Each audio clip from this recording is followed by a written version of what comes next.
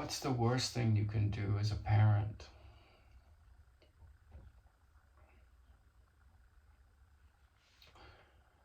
The worst thing that you can do as a parent is lose it.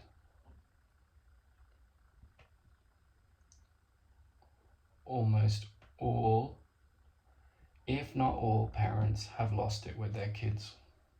They've had a long day. It's been hard at work.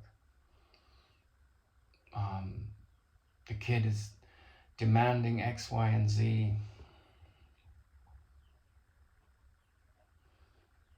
And they won't listen. They're tired, irritated, and they bring that to your door, and you're tired, and there's a good chance you're irritated.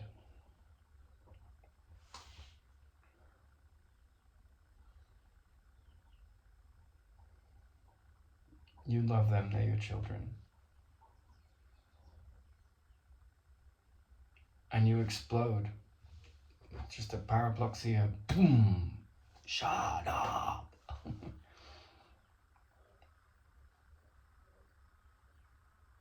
Slam a door. Happens almost certainly in every household. That's the worst thing you can do. And it's not some moral superiority that's saying this. There's not some insecure logic behind this. It's not like, oh, you're a bad parent, because everyone's done it that's a parent. And everyone's done it that isn't a parent. Circumstances will bring up this upset. But it's still the worst thing you can do as a parent. Now the question is why? If it's not this moral superiority, if it's not this guilt trip, what is talking when I say this?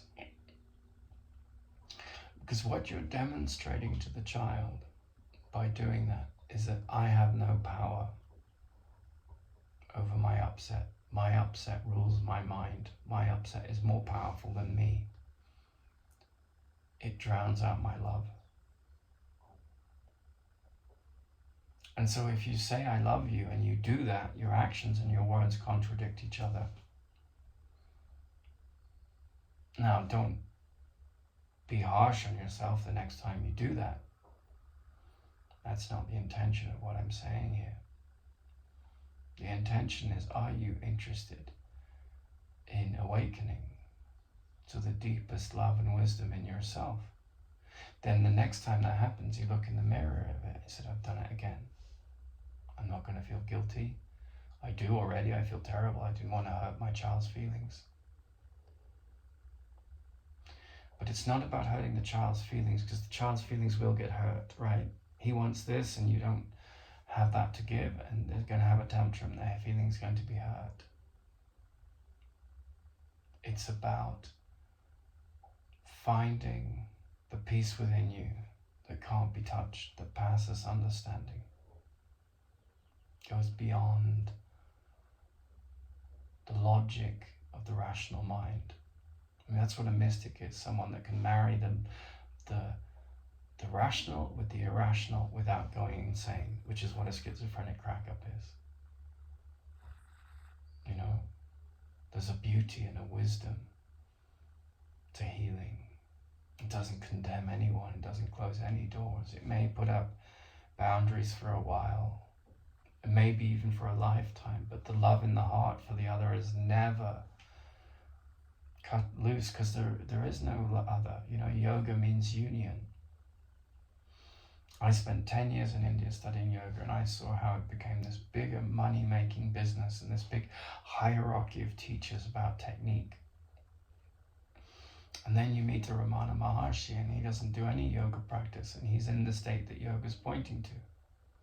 And you start to see that, you know, all the grievances, all the egotistical pride, all the fear, that is the blocks to yoga. It's not these practices of, and look at me, I'm studying with this great technical master and so forth. I remember this sort of the bad boy of the spiritual world in the last 100 years, and I can't think of anyone that sums up that more than U.G. Krishnamurti. I was in the Rolls Royce of schools when it came to yoga teaching on the planet, and he walked in and he was speaking to this group. He had this beautiful woman next to him, and she had been a ballet dancer, and she'd studied with Pattabhi Jois, who was the man behind Ashtanga Yoga, right? Not the Ashtanga Yoga of the Sanskrit meaning, which is like the Eightfold Path of Yoga, but his sort of branded version of it, right? Which is a very specific, very physically demanding approach to yoga practice, Hatha yoga practice. And this man, Pattabhi Jois, would feel up all these women's bottoms. You know, he'd say, "Oh yes, move a little bit," and he'd put his hand between their legs. And this lady next to him was someone that had come from that lineage. She was a very limber ballet dancer, and then she went into Ashtanga Yoga. And Yuji Krishnamurti told the story with her standing next to him. He said, "He's a pervert," right? And Yuji Krishnamurti would poo-poo anyone that sat on a dais and had a sort of inclination to be a spiritual teacher. He went to see Ramana Maharshi and just said he was a charlatan. He said the Buddha was a charlatan. And in a sense, he's right, because there's that saying, you know, when you meet the Buddha on the road, kill him. Take away all idolatry. Don't make anyone important in your mind. You can surrender to the image of them if you love Jesus or you love Ramana Maharshi. But all of them would say, look, it's not about me. It's what the finger that points to the moon is not the moon, right? The moon is this quiet, still, the sun is this bright object, and all the light in the solar system comes from the sun and shines off the moon. The sun doesn't illuminate. But wisdom is the death of the Jesus, the death of the Ramana Maharshi, the death of the idol of the atheist. The moon is like a dead thing. And when the ego dies, when this importance of the belief system dies, you're pointing to that death. The death of all idols, the death of all attachments, pragmatism, daily life, ordinary life, the miracle of being alive, and the death of the illusionary mind. And the finger that points to the moon, anyone that we take to be our liberator, is not our liberator, because they're just pointing to the moon, the death of the ego in you.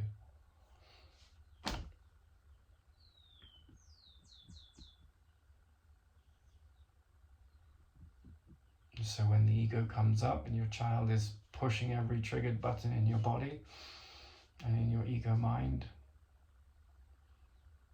if you know unconsciously or consciously, the worst thing I can do is lose it, because you recognize, well, therefore I'm teaching unpeace. I'm teaching attack thoughts are justified.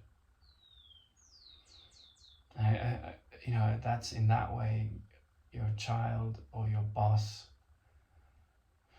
or anyone that's being mean to you or attacking you, they are your greatest teacher. Because in the mirror of that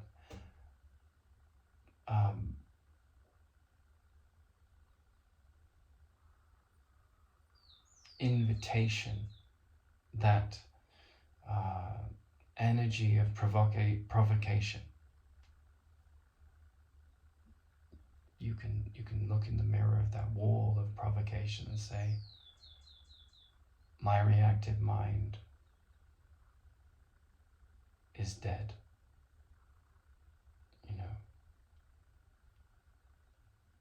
Like how Eleanor Roosevelt said, the only person that grants the power for others to intimidate you is you yourself. No one can intimidate you unless you give them that permission. one can provoke you. No one can bring out the reactive mind unless you grant that permission. So if you love your child, then you don't grant that permission. And the child feels it. And they discover something in themselves that transcends time and space. And that's the greatest gift you can give as a parent. Yes, you have to feed them. Yes, you have to take care of them. Yes, you have to, dance that dance with them. But the greatest gift, the greatest gift they can give you is to look in the mirror of that provocation. And you commit to the mastery of not becoming a victim of the ego thought system. I'm not a victim of the world I see. And if you love your child, you'll teach that to them by example, not with words, but by example.